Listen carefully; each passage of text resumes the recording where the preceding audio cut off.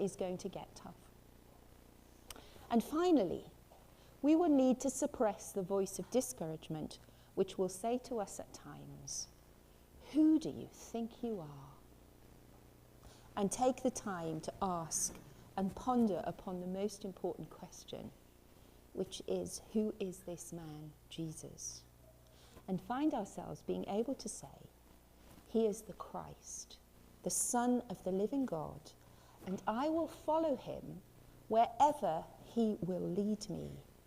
And as we heard in the psalm, if we follow the shepherd, he will take us through all parts of our lives, including the valley of the shadow of death, including when we feel we are surrounded by enemies, but he will lead us through into life. This might mean, for some, actual physical movement. Maybe there are some who are being called to something that requires movement, physical movement. But for many, it might mean an internal movement of the heart. When something we value needs to change in order to reach out to more people on the edge. So I would say, as we think about what we're doing as a church together, let's have these principles in mind as we pray.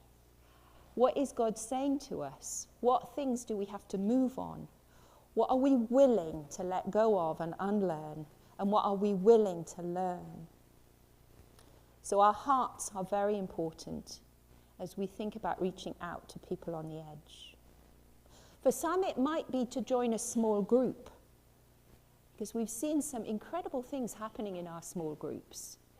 Some really quiet stories. Our latest book group, we've got 6 women who currently don't go to church anywhere. I can't say what's been going on there, but it has been phenomenal. And so there may be some here who think, I need to join a small group. I need to be strengthened in my faith and learn to strengthen others in theirs. That requires a commitment of time.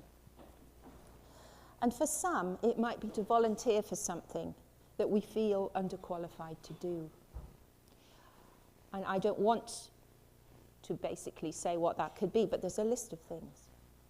And for others, it might be, I'm tired, I don't feel I've got much energy. It may be to renew a commitment to pray.